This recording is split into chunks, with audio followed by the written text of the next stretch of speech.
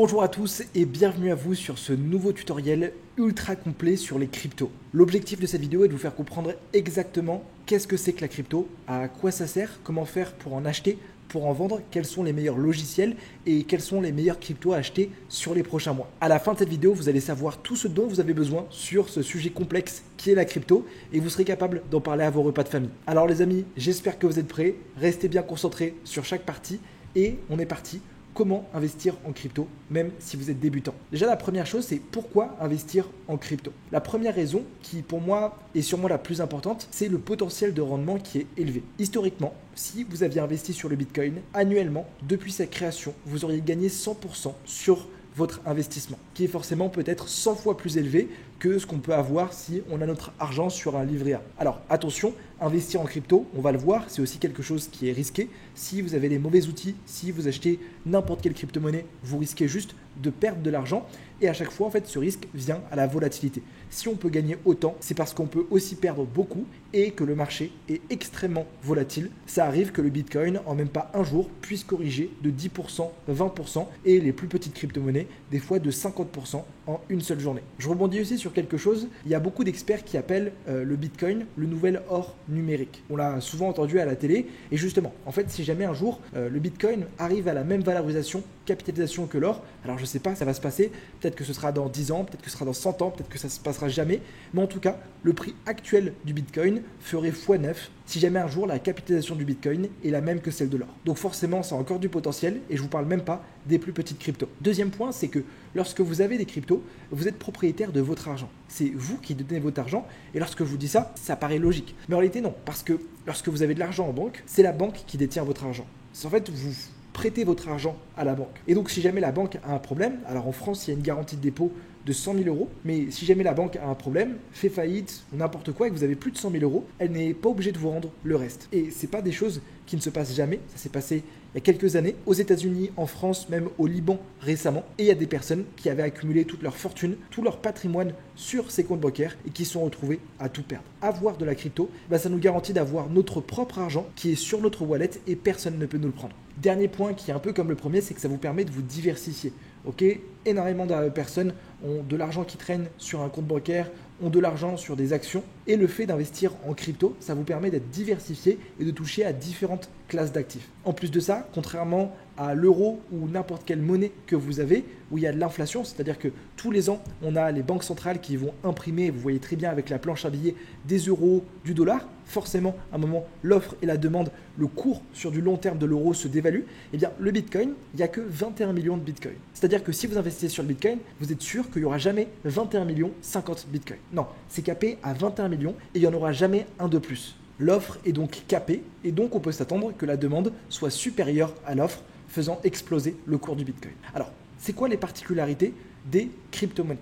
La première particularité, c'est que les crypto-monnaies, en fait, c'est des monnaies numériques décentralisées. La plupart des monnaies qu'on a dans notre système, que ce soit des euros, du dollar, du yen japonais, n'importe quoi, c'est contrôlé par des banques centrales. Et donc, si la banque centrale veut exercer une pression dessus, elle le fait. Si la banque centrale veut sortir n'importe quoi sur cette monnaie, elle peut le faire. Elle a le contrôle à 100% de cette monnaie. Pareil, si elle veut stopper vos transactions, stopper ce que vous avez, geler vos comptes bancaires, elle peut le faire. Alors que lorsque vous avez de l'argent en crypto-monnaie, c'est décentralisé. C'est sur la finance décentralisée. Donc ça n'appartient pas à une entité, ça n'appartient pas à une banque, ça n'appartient pas à un gouvernement, ça appartient à une multitude de personnes. Ça fait que c'est décentralisé. Et donc même si jamais il y a une personne qui a un problème, eh bien vous pouvez quand même faire vos échanges, personne ne peut vous bloquer. Cette décentralisation, on va voir à quel point elle est révolutionnaire pour le domaine des cryptos et pourquoi il y a eu un tel engouement sur le Bitcoin et toutes les crypto-monnaies. Deuxième point, du coup, avec cette blockchain, ça nous permet d'avoir un réseau qui est sécurisé et transparent. Aujourd'hui, lorsque vous payez vos impôts, vous donnez de l'argent au gouvernement,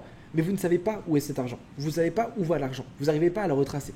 Et bien en fait, sur la blockchain, chaque transaction que vous faites est mise sur la blockchain, est mise sur un réseau de blocs que nous, on peut aller voir. Et donc, en fait, ça permet d'avoir une transparence. Je peux voir toutes les transactions qui ont été faites sur la blockchain Ethereum de manière transparente. C'est-à-dire que ce n'est pas parce que je sais que cette adresse a transféré 20 000 Ethereum à celle-ci que je sais qui est derrière cette adresse. Et donc c'est ça le gros avantage, c'est que tout le monde peut voir n'importe quelle transaction, ça évite les fraudes, ça évite les abus, ça évite toutes les problématiques. Et puis si jamais il y a un bug qui apparaît, qu'il y a un hack qui a été fait, ça se voit directement. tout en rendant tout anonyme pour préserver la confidentialité de toutes les personnes qui ont des wallets. Et enfin, les crypto-monnaies, depuis quelques années, des personnes sont en train de s'en servir comme monnaie. On l'a vu avec le Salvador, c'est fait énormément en Amérique du Sud, c'est fait énormément aussi en Afrique où les populations ont peut-être pas de passeport, ont peut-être pas de documents, donc c'est beaucoup plus difficile pour elles d'ouvrir des comptes bancaires. En fait, avec les crypto-monnaies, n'importe qui a un wallet, c'est-à-dire un téléphone, et se crée un wallet, on va le voir juste après, peut s'ouvrir un compte crypto, peut déposer de l'argent, peut échanger des cryptos, peut faire un transfert de l'autre bout du monde pour envoyer de l'argent à sa famille, et ça c'est un gros avantage. Ok, alors qu'est-ce que c'est que la blockchain? C'est un concept qui est hyper important pour les cryptos. C'est tout simplement une technologie de stockage et de transmission d'informations. Vous allez voir, c'est peut-être un petit peu flou, mais c'est plutôt simple. Votre portefeuille, donc, a une adresse. C'est tout simplement une suite de chiffres et de numéros. Chaque portefeuille que vous allez créer va avoir une adresse qui est unique. J'ai pas la même adresse que mon voisin et vous n'allez pas avoir la même adresse que moi. Et enfin, toutes les transactions, comme je vous disais juste avant, sont traçables publiquement. Alors je vous montre rapidement, notamment sur la blockchain de Solana, qui est une grosse crypto-monnaie. Donc là, si je vais sur Solscan, vous pouvez le voir sur plein d'autres sites parce que c'est sur la blockchain tout simplement, et bien on peut voir toutes les transactions. Donc notamment, là, je peux voir qu'il y a 32 secondes, on a 7 personnes qui est venue signer ce contrat. C'est aussi simple que ça. Je peux retrouver tous les échanges. Si par exemple je clique ici, eh bien je peux voir ce qui s'est passé de manière transparente. Pareil sur Ethereum, donc qui est une seconde crypto-monnaie. Ici, j'ai une multitude de choses. Je peux voir les dernières transactions. Donc là, par exemple, ça, c'est la dernière transaction. On peut voir que cette personne, donc ce wallet qui termine par E5, a lui dans son portefeuille 26 000 $ d'Ethereum et il y a 23 secondes, a fait une transaction vers cette personne. Et je peux remonter comme ça tout son historique de transactions, retracer ce qu'il a fait, mais sachant que je ne sais pas qui est derrière cette blockchain. La blockchain, c'est tout simplement une transaction par chaîne de blocs. C'est-à-dire que lorsque vous allez faire un transfert, ça va passer par une multitude d'intermédiaires, qu'on appelle des validateurs, qui vont valider la transaction pour envoyer un paiement. Et en fait, c'est complètement différent du, par exemple, système classique qu'on a. Vous, lorsque vous voulez envoyer de l'argent, vous faites une transaction auprès de votre compte bancaire, vous demandez à votre banque, ok, j'aimerais envoyer 1000 € à Joël. Ensuite, la banque de Joël reçoit une notification comme quoi il y a 1000 € et le crédite à Joël. Le problème, c'est que si jamais votre compte en banque vous frise votre argent ou vous bloque ou même que vous avez un problème, vous ne pouvez plus faire de transactions. Alors que ici, même s'il y a un validateur qui éteint son PC qui vous refuse la transaction, la crypto-monnaie peut quand même passer et vous pouvez quand même faire votre transfert. La première des crypto-monnaies, c'est le Bitcoin. C'est la plus connue, vous l'avez sûrement dû entendre parler, mais il existe plein de crypto-monnaies. Je vous envoie un site qui s'appelle CoinMarketCap, qui est tout simplement un endroit où vous allez retrouver une multitude de cryptos. Donc ça se passe comme ça. Vous retrouvez ici toutes les crypto-monnaies tendances, mais surtout dans cette partie des crypto-monnaies classées par leur capitalisation. La market cap, c'est tout simplement le prix de la crypto-monnaie multiplié par le nombre de crypto-monnaies. Donc là, normalement, si vous faites 81 000 bitcoins fois ce nombre, donc qui est le nombre de bitcoins actuellement en circulation, vous allez retrouver cette market cap. Plus une crypto a une grosse market cap, plus ça veut dire qu'elle est connue, notamment Bitcoin, Ethereum, Tether, c'est des crypto-monnaies qui sont extrêmement connues. Et plus une crypto a une faible market cap, moins elle est connue. Cette market cap, ça va être hyper intéressant comme indicateur pour savoir en fait le potentiel de la crypto. Si aujourd'hui vous décidez d'acheter du Bitcoin et que vous pensez faire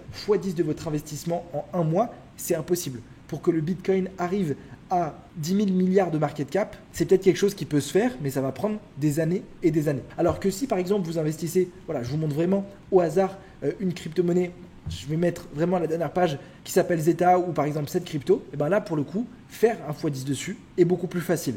Mais attention, vu que ça a une petite market cap, c'est aussi beaucoup moins liquide et c'est aussi beaucoup plus dangereux. C'est-à-dire que les probabilités pour que cette crypto aille à zéro sont beaucoup plus hautes. Sur CoinMarketCap, vous allez pouvoir aussi retrouver n'importe quelle crypto. Donc si je vous parlais de Solana, vous allez pouvoir taper Solana ici et voir toutes les actus sur cette crypto. Donc notamment le cours de Solana, vous allez pouvoir voir sa market cap, le volume de transactions. Donc c'est tout simplement en dollars combien ont été échangés. Vous allez retrouver ici diverses informations. Où est-ce que vous pouvez acheter cette crypto-monnaie? Donc là sur Binance, Bybit, qui sont tout simplement des exchanges. Je vous montrerai juste après.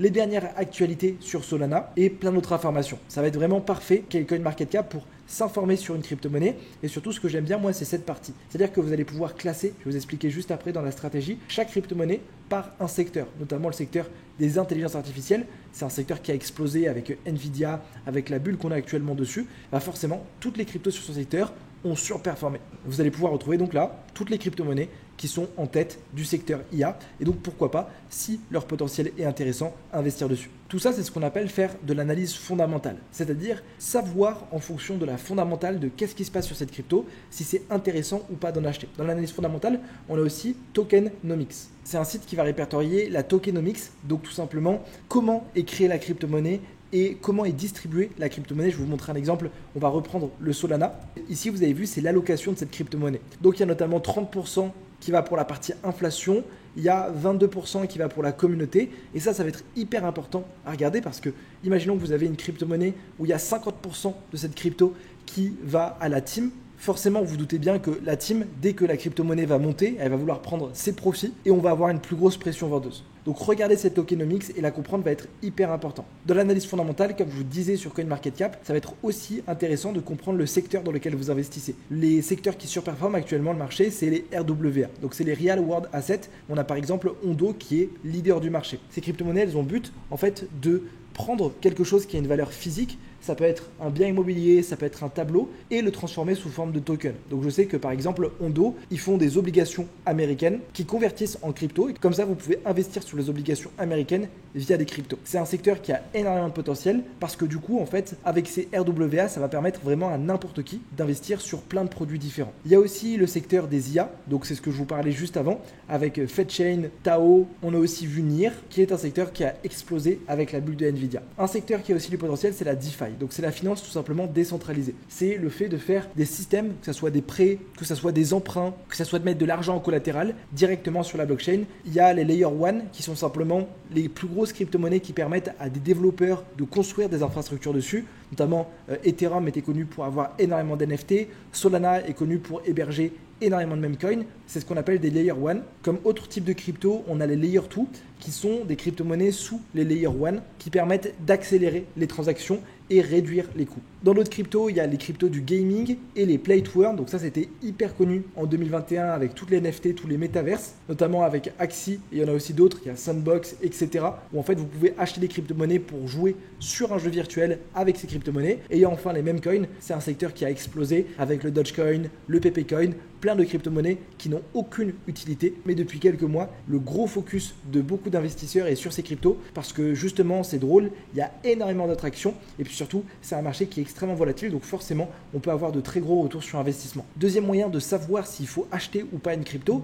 donc on a vu avec l'analyse fondamentale que grâce au secteur, grâce à la tokenomics, grâce au trend, on peut trouver une crypto. Et moi, ce que je préférais faire, c'est l'analyse technique. Donc c'est tout simplement analyser via des graphiques. Je vous conseille notamment TradingView qui se présente exactement comme ça. Et bien en fait, de regarder ce qui se passe sur le marché, identifier des patterns, donc simplement des choses qui se répètent et prendre position grâce à ça. Pour ça, c'est très simple, vous avez juste besoin de venir dans Supercharts et vous retrouvez ici en tapant le nom de votre crypto-monnaie préférée. Et bien par exemple, on a juste là le cours du Bitcoin. Si on reprend l'exemple de Solana, je retape Solana, je peux voir le cours de Solana, etc., etc. Ça va être l'endroit parfait en fait pour regarder le cours réel de nos actifs avec précision, contrairement à CoinMarketCap où si jamais vous prenez une crypto-monnaie, voilà, c'est uniquement fait avec des droites, c'est dur de faire une bonne analyse. Ici, on va vraiment pouvoir faire énormément de choses. Donc le but, c'est pas que je vous fasse un gros cours d'analyse technique parce que ça, vous en retrouvez plein sur ma chaîne YouTube. Mais voilà, on peut par exemple dessiner des niveaux, ajouter des indicateurs, réaliser des tracés. Moi, il y a un outil dont je voulais vous parler sur cette vidéo qui, pour moi, est un outil très facile à utiliser lorsque vous êtes investisseur crypto et pour trouver des bons points d'entrée. Et le reste, je vous invite à ou rejoindre mon groupe Telegram ou simplement regarder ma chaîne YouTube si vous voulez avoir des trades parce que moi, c'est quasiment ce que je fais toute la journée. Je vais aller sur le Dogecoin, donc la crypto-monnaie dont je vous parlais juste avant. C'est se servir ici de l'outil qu'on appelle retracement de Fibonacci. Alors, je vous invite à venir ici, cliquer dessus et faire ce paramétrage. Donc mettre juste le 0,1, le 1 et le 0,5%. Ce paramétrage, en fait, c'est pour tout simplement trouver un retracement. Lorsque je vais prendre un point bas de marché et un point haut de marché, on va s'attendre à ce que le prix revienne souvent retracé sous les 0,5%, qui est simplement la moitié du prix. C'est-à-dire que si on prend ce mouvement, hop, et que je le coupe en deux, les 0,5, ça va être ici. Donc on vienne repricer sur ces 0,5 avant ensuite d'aller faire un nouveau plus haut. Vous pouvez vous en servir sur toutes les intervalles de temps. Moi, je sais que je fais énormément de scalping. Donc, par exemple, lorsque je vais ouvrir des petits trades, je vais pouvoir m'en servir ici. Donc, vous avez vu, je prends ce point haut, ce point bas. Hop, le marché est revenu sur les 0,5, puis faire un nouveau plus haut. Je prends ce point bas, ce point haut. Hop, le marché est revenu sur les 0,5, faire un nouveau plus haut, etc., etc. Et ça marche aussi pour un marché baissier. Donc là, ce n'est pas le point bas et le point haut, mais c'est le point haut et le point bas. Vous avez vu, on revient au-dessus de mes 0,5. Donc là, ça aurait été une vente à prendre sur ce niveau pour venir shorter le marché et aller faire des nouveaux plus bas. Donc ça, l'analyse technique, c'est aussi un gros moyen de savoir en fait si vous devez acheter ou vendre. C'est ce qu'on appelle faire du trading. Un moyen beaucoup plus tranquille de faire ça, sans forcément besoin d'être actif sur le marché, c'est faire du DCA, qui s'appelle Dollar Cost Average. Le but en fait c'est tous les jours, tous les mois, toutes les semaines, c'est à vous de choisir d'acheter un petit peu de crypto. Et donc forcément ça va lisser votre prix d'entrée. Donc là par exemple il y a un graphique qui montre que vous auriez acheté du Bitcoin ici, puis ici, puis ici, puis ici, puis ici, puis ici, puis ici. Et forcément vous avez vu, ça fait du coup un point d'entrée qui est lissé. Et si on a un marché qui monte, vous serez gagnant. Faire du DCA c'est vraiment une stratégie que je conseille à tous les débutants parce qu'au moins vous n'avez pas besoin de vous prendre la tête. Vous paramétrez ça facilement depuis un broker, depuis un compte de trading et ça le fait pour vous. Alors maintenant, comment faire pour acheter et vendre des crypto-monnaies? On va devoir utiliser ce qu'on appelle un exchange. Moi, je vais vous présenter BitGate qui est pour moi un exchange, mais il y en a plein d'autres. Sur Internet, vous allez retrouver Binance, vous allez retrouver Bybit, vous allez retrouver KuCoin, il y en a plein d'autres. C'est à vous de faire votre propre avis. Donc BitGate, ça ressemble à ça. C'est ici que vous allez pouvoir acheter, vendre, faire toutes vos transactions en crypto. Premièrement, pour acheter vos cryptos, vous pouvez venir ici sur acheter vos cryptos, carte de crédit, carte de débit, venir en euros et déposer ici par exemple 100 euros. Et vous avez vu à chaque fois, vous allez les échanger contre ce qu'on appelle des USDT. Les USDT, c'est quoi? C'est du stablecoin. Un stablecoin, c'est du dollar. En fait, l'USDT, c'est l'USD comme dollar et donc c'est une crypto-monnaie qui vaut 1 dollar. Si je vous montre rapidement le cours de l'USDT, le cours ressemble littéralement à ça. Il se passe rien du tout. Ça vaut juste 1 dollar. Donc vous pouvez soit l'échanger de l'USDT, mais sinon vous pouvez aussi directement choisir votre crypto. Donc si par exemple vous voulez acheter du Dogecoin, vous mettez Dogecoin ici, ça va faire la conversion pour vous et c'est OK. Pour retirer, vous avez juste besoin de venir ici et faire conversion fiat. Et ici sur la partie trading, donc je vous invite à aller voir plein de tutos. Le but c'est vraiment que je vous explique les bases le plus rapidement possible. Vous allez pouvoir faire vos échanges. Moi ce que je vous conseille de faire c'est venir dans Convert. Et ici pareil, vous allez pouvoir échanger vos USDT contre la crypto-monnaie que vous voulez. Dans le futur, même si c'est pas ici que moi je fais du trading, c'est là que vous allez retrouver tous les produits avec du levier et pouvoir prendre des positions avec beaucoup plus de risques. Ok, alors concrètement, comment gagner de l'argent grâce à la crypto? La première manière, c'est avec le trading. C'est ce que je vous disais. Trouver des bons points d'entrée, rentrer sur le marché avec du levier ou sans levier et dessus simplement encaisser la différence. Moi, c'est ce que je vais faire le plus parce que pour moi, c'est là où j'ai les meilleurs rendements. Et si jamais vous aussi vous voulez vous lancer en trading, je vous invite à cliquer sur le premier lien juste en bas. Par contre, attention, le trading c'est aussi quelque chose qui est risqué. Et oui, les rendements sont beaucoup plus gros, mais les risques sont aussi beaucoup plus élevés. C'est naturel. Ensuite, il y a ce qu'on appelle le hold. C'est tout simplement acheter une crypto-monnaie, du Bitcoin, de l'Ethereum, n'importe quelle crypto-monnaie, la détenir sur son portefeuille et patienter 1 an, 2 ans, 5 ans, voire beaucoup plus. Le but, c'est vraiment avoir une vision long terme sur cette crypto-monnaie et clôturer vos profits dans 5 ans, dans 10 ans. Pour le coup, les rendements sont beaucoup plus bas, sauf si vous investissez sur des crypto-monnaies beaucoup plus petites. Mais comme je vous ai dit au début, le Bitcoin est connu pour annuellement rapporter 100% d'intérêt. Alors forcément, les performances futures ne préjugent pas les performances passées. Des fois, ça vous arrivera de perdre 40-50% de votre portefeuille. C'est ce qui s'est passé en 2021 où le Bitcoin a explosé, puis ensuite a corrigé. Là, il y a des personnes qui se sont retrouvées pendant 3 ans sans faire aucun profit. Et enfin, la troisième manière, c'est le stacking. C'est tout simplement, en fait, immobiliser ces crypto-monnaies dans des systèmes qu'on appelle des protocoles et toucher des intérêts dessus pour sécuriser la blockchain. Ça a l'air un peu compliqué, mais vous pouvez venir par exemple ici sur BitGate dans Earn et ici BitGate Earn, ça va vous proposer simplement de stacker vos cryptos pour avoir des intérêts dessus. Alors attention, les intérêts dessus, c'est pas du 20%, 50% par an, à moins que vous alliez sur des protocoles sur de toutes petites crypto-monnaies, mais c'est plus aux alentours de 3 à 5%. Maintenant, où conserver ces crypto-monnaies? La première manière, c'est les conserver sur les plateformes d'échange centralisées, donc BitGate, Binance, tout ce que je vous disais. Ces plateformes, c'est un gros avantage, c'est que c'est vraiment hyper facile pour les garder, c'est plus ou moins sécurisé. Mais l'inconvénient, c'est que aussi, si jamais la plateforme fait faillite, ferme un peu comme votre compte bancaire, vous perdez vos crypto-monnaies. Et c'est ce qui est arrivé il y a quelques années avec FTX, qui était le deuxième plus gros exchange, qui a mis la clé sous la porte et les utilisateurs se sont retrouvés à perdre tous leurs fonds. Bon, il y a eu des créances qui ont été faites, les utilisateurs ont finalement pu récupérer leurs fonds. Moi, j'ai perdu de l'argent dessus, j'ai pu récupérer une partie. Mais en fait, lorsque vous avez de l'argent sur un CEX, vous prenez ce risque indirectement. Deuxième moyen qui est beaucoup plus sécurisé, c'est ce qu'on appelle des cold wallets. Alors, je vous ai mis un exemple ici d'une Ledger. Ça coûte, je crois, 70 € sur Amazon. C'est tout simplement cette petite clé USB sur laquelle vous allez pouvoir stacker vos cryptos sur la blockchain. Ça vous permet vraiment d'avoir une sécurité qui est maximale parce que c'est votre clé. Et donc, même si Ledger fait faillite, même s'il se passe n'importe quoi, vous pouvez récupérer vos fonds. C'est tout simplement sur la blockchain et il n'y a aucune entité qui contrôle ces fonds. Comme Cold Wallet, je vous ai présenté Ledger. Il y a aussi des wallets qu'on appelle décentralisés, MetaMask, Trust Wallet sur lesquels vous pouvez vous ouvrir un compte. Par contre, attention, vu que c'est décentralisé, ça n'appartient pas à une entité, eh bien, vous allez devoir au début, pour configurer ce wallet, vous créer ce qu'on appelle une seed phrase, qui est une suite de mots. Et si jamais vous perdez cette seed phrase, si jamais vous perdez en fait vos informations d'entrée, vous perdez aussi vos capitaux. Et c'est pour ça que c'est quelque chose que je recommande lorsque vous avez plus de 1000 € sur un compte crypto. Par contre, si vous avez moins de 1000 euros, que vous êtes encore totalement débutant, commencez par vous ouvrir un compte de trading chez Insex, à déposer vos premières cryptos, à faire vos premières transactions et dès que vous montez à 1000 euros, vous investissez sur une ledger pour vraiment être sécurisé. Voilà les amis, c'était ce petit cours très simple sur comment investir en crypto, quels sont les meilleurs logiciels à utiliser. Si jamais vous avez la moindre question, je suis disponible en commentaire. Sur ce, très bon trading à vous, faites attention à vous sur le marché. Et puis si jamais vous voulez aller plus loin en trading, savoir moi qu'est-ce que je fais quotidiennement sur le marché, je vous invite à cliquer sur le premier lien juste en bas. On se dit rendez-vous de l'autre côté. Ciao, bon trading à tous.